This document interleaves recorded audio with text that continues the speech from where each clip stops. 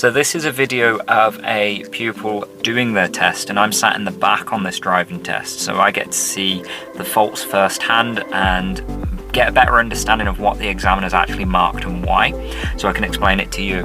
Firstly, when we're coming out of the car park, you'll notice there's some quite blind corners and it's quite tight in terms of space, so stay in first gear when you come in and out of the test centre, take your time and stick to the left.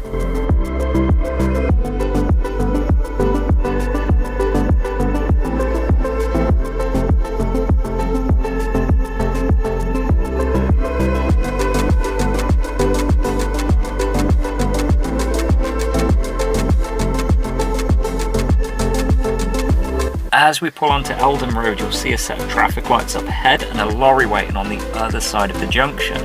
Now, this set of lights does catch some people out because the filter lane on the opposite side allows them to turn left before the lights turn green themselves. So it looks like sometimes the oncoming traffic has gone, they've completed their cycle, and then when our light goes green it looks like we can just go. However, we've still got to give way to oncoming vehicles because there's no filter light. Now what happens at this junction catches my learner out, and the examiner records it as a hesitancy fault. They didn't make progress when they could have. What happens is the lorry moves off and goes straight ahead. The next vehicle, a grey car, turns right and is indicating clearly, so my learner goes to cross them nose to nose, which is what we should do at crossroads like this. The next vehicle unfortunately doesn't have an indicator on until they are out of sight of the learner, so my learner rightly holds back, expecting them to go straight ahead as well. However, when the vehicle turns, the learner hesitates slightly before moving off, and that leaves him stuck in the middle of the junction.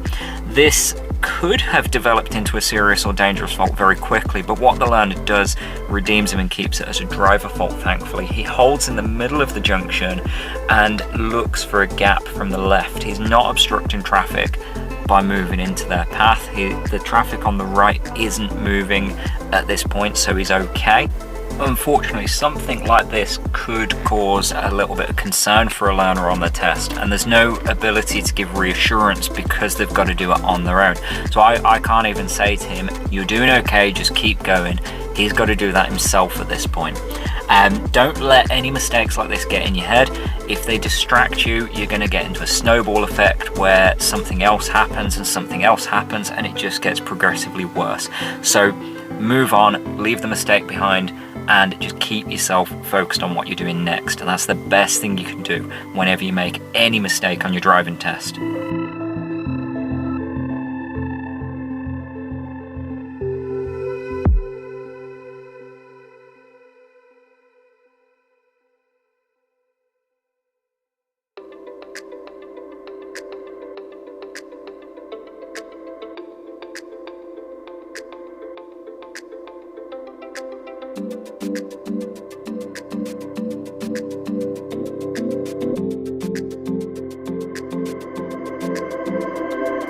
Whenever you're dealing with a set of traffic lights with more than one lane, just be aware that on the other side of that junction, those lanes could merge in. So you've got to be very conscious of the cars that are on your right. Typically you'll get someone who will put the foot down and try and get ahead of you. It's your responsibility to keep an eye on them and respond appropriately. Sometimes it's just a case of easing off and letting them go. Other times, keep going and they'll back off. It's just making a fair decision based on what you see. Now these lanes do merge as you cross the junction, so it's important to keep on those mirrors, as I say.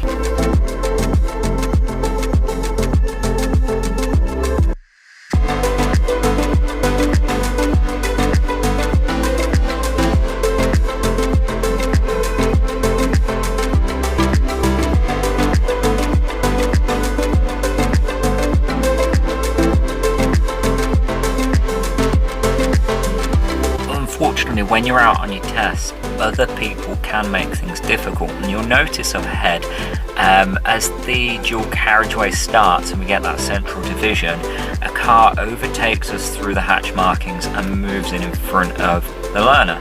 Now there's not a lot my learner could do there but decelerate and let them have more space, which is what they were doing anyway because he's bearing off to the left towards Beeston. In the event that something like this happens, you're not necessarily going to get marked based on what the other car's done, but you'll get marked based on what you have done about it. So your mirror use is really key, so you can keep up to date on whoever's around you, and you can protect your back end that way. Here my learner's been asked to pull over on the left and then move away again. You'll be asked to do this several times while you're on your test. Normally one of them will be on a hill start and one of them will be from behind a parked car, so an angle start.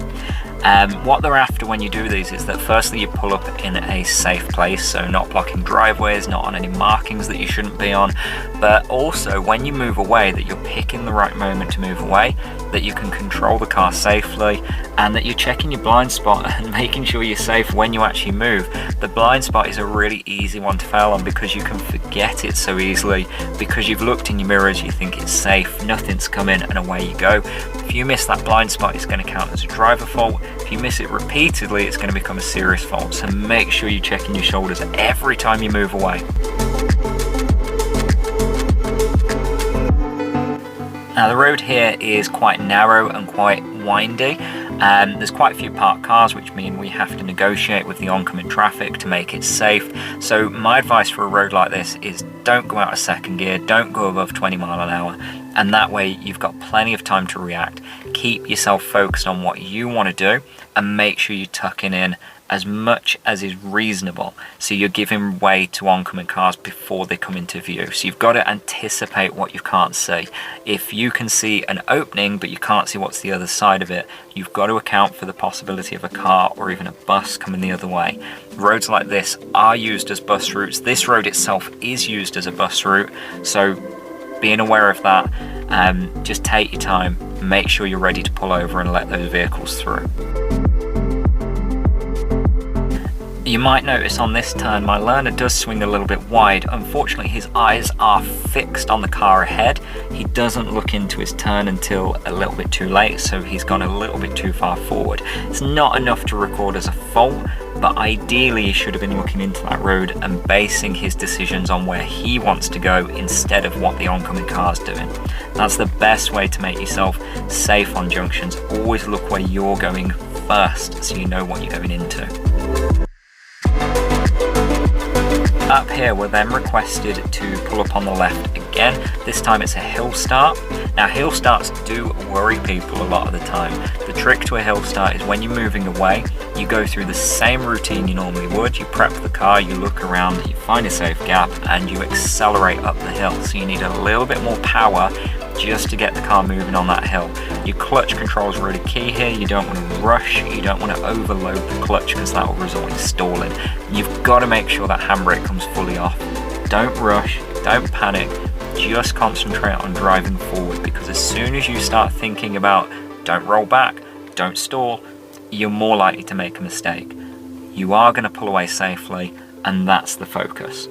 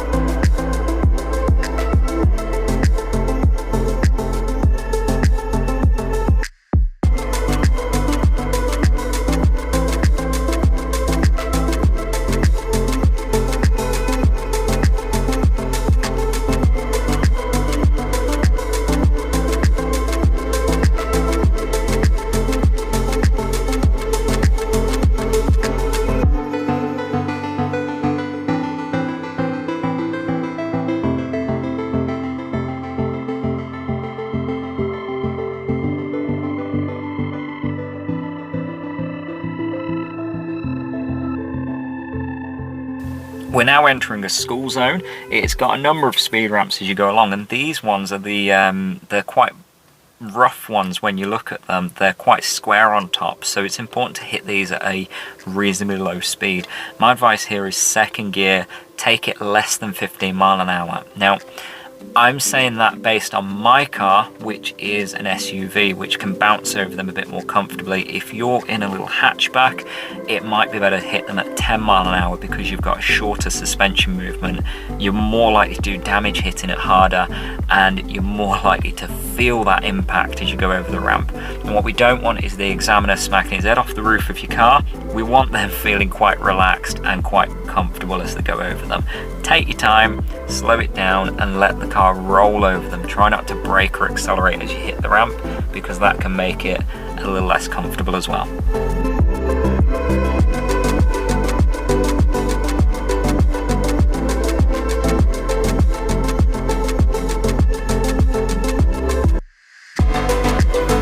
On this road, we're approaching what's known as Devil's Bend. There's two tight corners with stone walls at the sides, and this makes it very tricky to negotiate if you're approaching a big vehicle especially. So the lack of visibility and the tightness of that bend, we should bring the car right down to second gear, looking at no more than about 10 to 15 mile an hour as you enter the bend. The first bend's always a little bit easier because as you come around, you're on the wider side of the curve, so you can see a little earlier. However, the second bend, we need to make sure we're going a bit slower, and you need to be tucked in right up against the wall. And this is where my learner makes the second driver fault. As he's coming around that curve, you'll notice his position is a little bit wide from the wall, and an oncoming van causes him to react and have to adjust his position, tucking back into the wall. It's not enough to put the vehicle in danger, it's not enough for a serious fault because he's only slightly out of position, but that correction was enough to make it a driver fault. So there's two faults on his record. He's still en route for a pass at this point, and that's fantastic because these little mistakes can really spook people.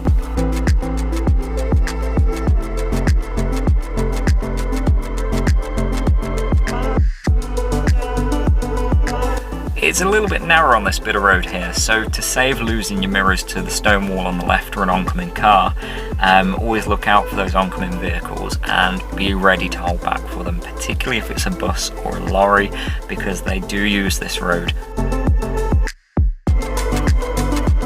We're now approaching Bramcote Island, which does worry a lot of learners, but it's not actually that bad because it's well marked out. You'll notice the signpost on the right, which is partially hidden by the tree. Nottingham is right fourth exit, and that's where we're headed. So the pupil approaches on the right hand lane, and you'll notice it says NTTM on that lane, which is abbreviated Nottingham. As we enter the roundabout, then we're keeping on the far right, and you'll notice those markings again for Nottingham.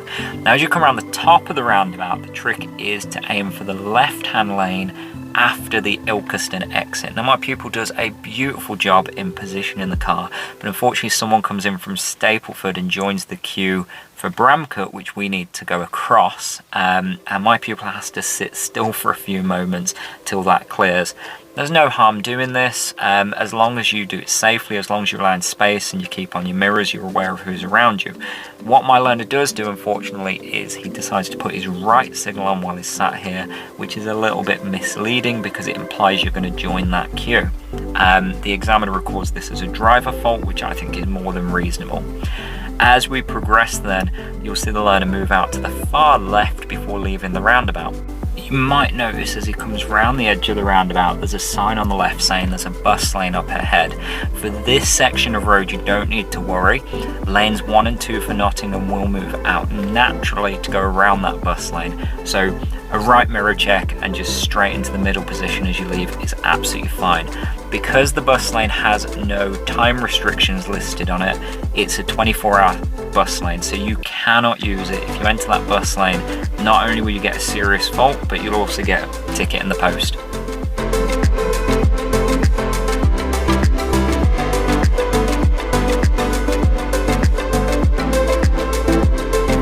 Coming down big dual carriageways like this, just keep your eyes moving as much as possible. Look as far ahead as possible for any changes to the circumstances ahead, particularly where there's traffic light junctions. If the light's been green a while, there's a good chance they're going to change, so just cover your brake for a few seconds on the way up to them before committing once you get to the point of no return. It's also important to keep on your mirrors. ensuring that you know who's on the left and right of you as much as possible so you can keep the best position yourself and not be caught off guard by anyone overtaking. Now up ahead, we're following Sat Nav at this point. My learner's been directed to turn right in 3/4 of a mile towards Beeston. At this point here, the learner has checked his mirrors and signalled and has started backing off because there's a lorry on the right starting to overtake us. And this is a really good example of how to lane change. We check our mirrors and signal, then we check again to see how that other vehicle has responded. Because the lorry didn't slow down, my learner started to slow down to let them finish the overtake. The lorry then reacts, allowing us to move in front of him, and this is where my pupil makes a really silly mistake. He forgets to cancel his signal, and this has to go down as a signal fault because of how long his right signal is on before he actually turns right.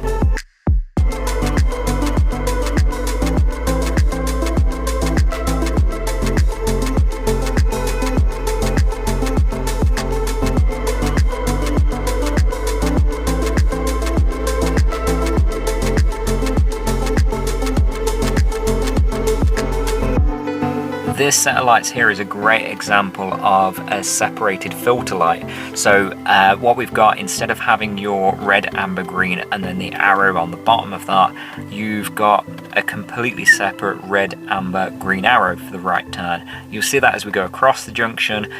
Just make sure if you're front of the queue at any of these kind of junctions, you're looking at the correct set of lights that apply to your direction, and you don't get caught out looking at the other set of lights and try and go through a right turn when yours is red and the arrow says straight ahead is green. You might recall earlier I mentioned about looking into the turns before you commit, where my learner was focused on the road ahead and an oncoming car and overshot his turn slightly.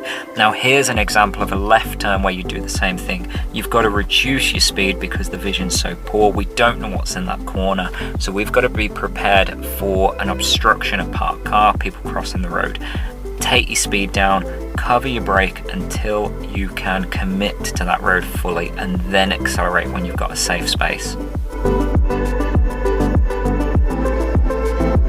This is an angle start, which I mentioned earlier. The examiner will ask you to pull over behind a parked car, allowing enough space to get out again and not to worry about the driveways. So ignoring those driveways on the left, you'll see my learner pulls up about a car length away from this Vauxhall in front, and then he's asked to drive on, negotiating his way around that car. So this is just demonstrating again, you can move off safely, you're checking your blind spot before you move off, and that you can control the steering around a parked car like that. It's testing your precision of moving away around an object. We've got quite a few slow-paced, narrow roads up here. So again, like I said earlier, we're going to look at about second gear, 15 to 20 mile an hour maximum. Sometimes you might even go slower if there's more going on, but always look beyond the hazards, look for oncoming cars, look for changes in the circumstances ahead, such as pedestrians who might want to cross the road, who might not be looking properly when they're coming near the road. Look out for doors opening, people coming off driveways. There's so much that can happen in these little estates, and we don't expect it because typically they're so quiet. So it's an easy place to switch off and just kind of zone out. Keep your mind on what you're doing, keep your focus on what you're doing, and be prepared for changes. Be defensive and you'll be fine. At this point, the examiner asks the learner to pull over on the left at a safe and convenient place. Now, whenever you're doing this, you want to make sure you pick your location, then check your mirrors, and then signal and pull over nice and smoothly. Try and avoid staring at your mirror because you'll end up catching the curb as you do that, because you're not looking where you're going. It's simple as look where you're going, look where you want to be. What the learner does here, you'll notice the blue car on the left on the driveway. He pulls up in front of that driveway, and unfortunately, because he's obstructed a driveway, that goes down as a driver fault. So just be careful of where you're pulling over. Make sure it's sensible and reasonable. If the learner would have gone further forward, that could have been more of a problem because the car's on the other side then. He could have blocked the road completely, so he should have stopped a little bit sooner, maybe by the lamppost.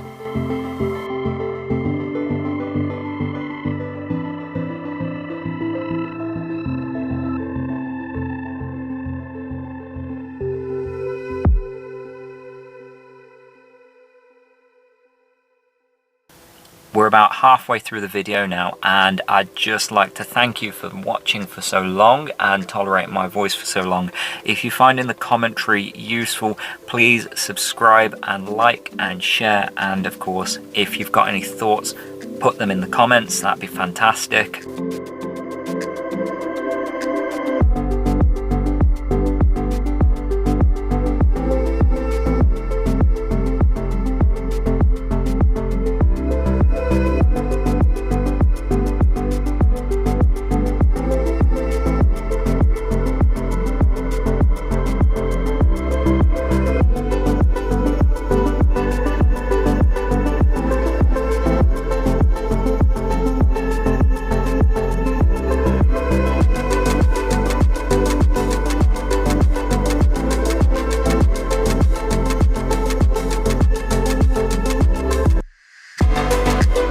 Up ahead we've got quite a tight road to deal with. It's long and it's got lots of parked cars either side, so any oncoming cars, of course, we've got to negotiate with them who goes first. So we should be looking for gaps to pull over into to let cars pass, you know, or for them to pull into so we can pass. Now what the learner does here, he spots a scooter coming the other way, and he spots it quite early, but he becomes a little bit indecisive, and this kind of moment that he has causes him to get a little bit close to the Audi on the left. It's not a bad decision to wait to let the scooter out of the way. However, he could have gone a little further up the road and tucked in, since it's only an e-scooter, not a car. The issue, in my opinion, here is that he's just put himself in a position where if a car did come the other way, first of all, he's very close to the Audi, so he's got very little room to negotiate around it, but also the vehicles opposite, there's not enough space for a car to get through. He's left room for the e-scooter, but if a car turned into the road from the other end, he's going to get a serious fault for obstructing the road. At this junction here, the examiners would typically say at the traffic lights turn right. Now what you can see is exactly what you'll see on your test at this junction. There's 3 signs saying left only, one-way street. So what is the examiner on about? When you reach the end of it and we turn left, you'll see those traffic lights. You'll see 2 lanes, the left-hand lane for straight, the right-hand lane for right. The aim, of course, is as you turn left, you go straight into that right-hand lane to go right at the traffic lights. That's all the examiners want to see. If you end up on the left lane, don't panic, just go straight. If you do what my learner did and you look down at the paint for too long, you'll overcompensate and you'll end up on the curb. That, unfortunately, is a serious fault. With this set of traffic lights coming up, you'll notice the sign on the left telling you use the left lane for straight, the right lane for right. So it's important to make sure you take up that right hand position. Again, if you end up in the left hand lane, just go straight. It's safer and you're not going to get a fault for going the wrong way.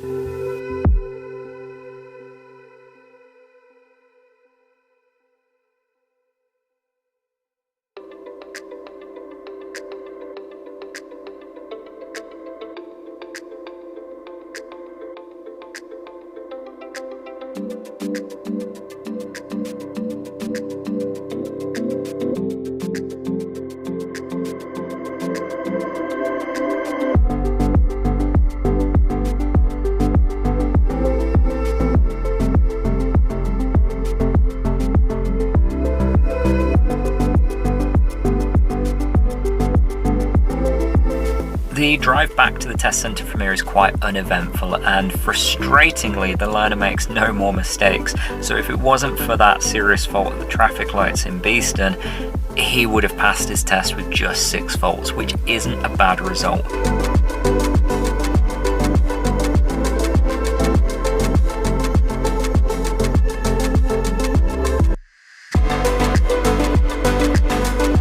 I've had a few pupils mention to me about coming down this road that the tram lines cause them to lose focus on the markings for where they're supposed to be going. So this is where we don't want to rely on just looking down at the tarmac. We want to be looking as far ahead for where the road leads us to. Signs will help you out. If there's any restrictions like tram only, so the blue sign with a picture of a tram, it will be clearly on the signs, and then the markings will match that. So if you can spot the signs early, you give yourself an advanced warning of what's going on.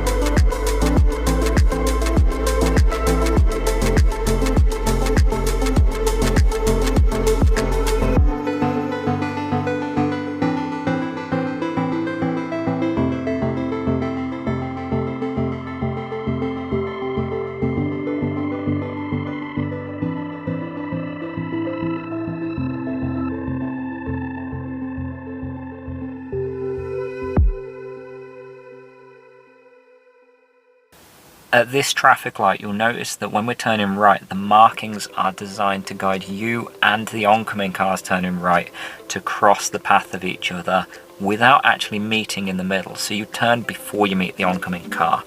The trick to these markings is not just to look at the markings, but also to look at where you want to go, so you can put the car pointing in the right direction, and you can stop at the right place to give way to the oncoming cars. If you venture too far forward either way, you're going to end up causing problems. So make sure your stop position is ideal for that situation, and keep your eyes up then for a gap. Be ready for that gap, and when you find a gap, get on with it.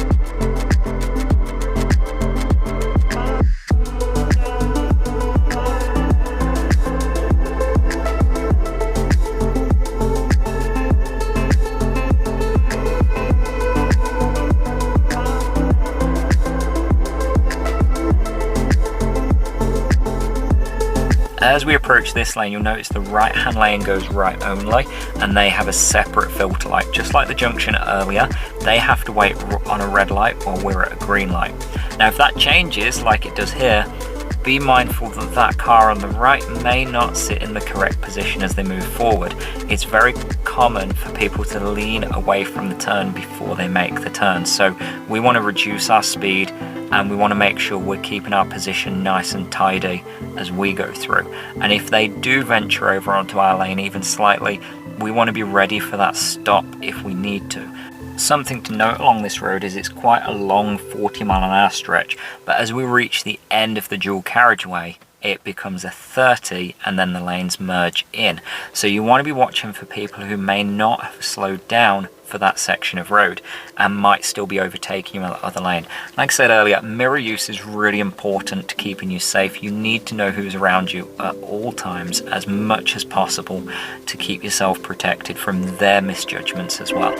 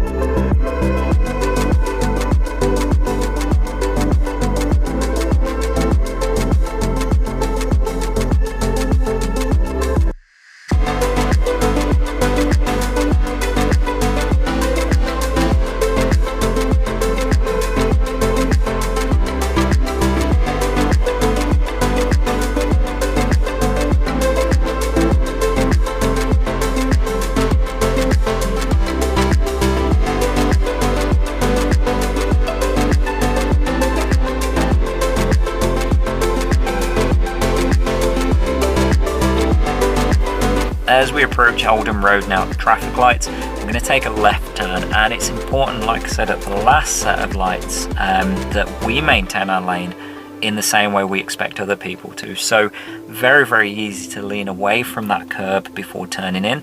If you lean away, you're going to compromise your safety on the right hand side, but of course you're looking left, so you're not going to be aware of that. If you've got someone coming past at that particular moment, you're going to get a dangerous fault. The examiner might have to intervene, and we definitely don't want that happening. Learner does beautifully here, keeps the car tight to the curb, and then he goes. When he turns right into the test centre, just like I tell all my learners, down to first gear, take your time and keep to the left. There's no rush, there's no urgency to get round to that parking space.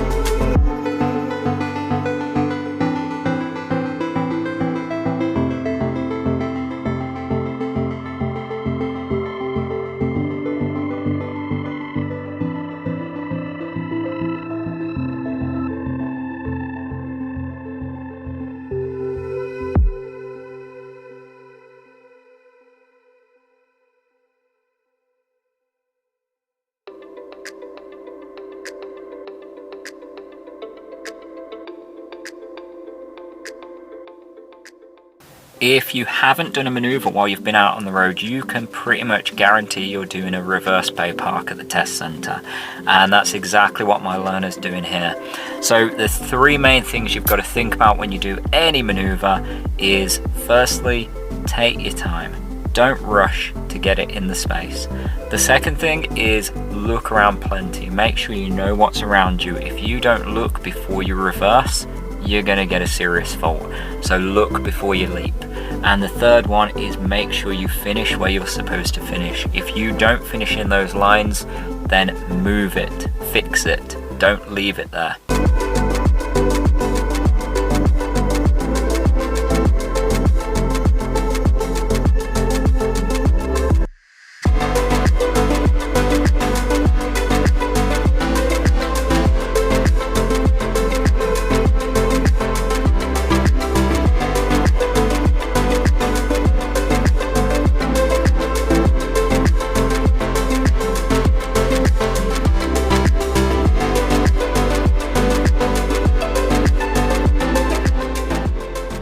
That brings our video to an end, and hopefully you found this useful. This is the first time I've done this, so I'm a bit out of my comfort zone. I'm more comfortable in the passenger seat than I am behind a microphone.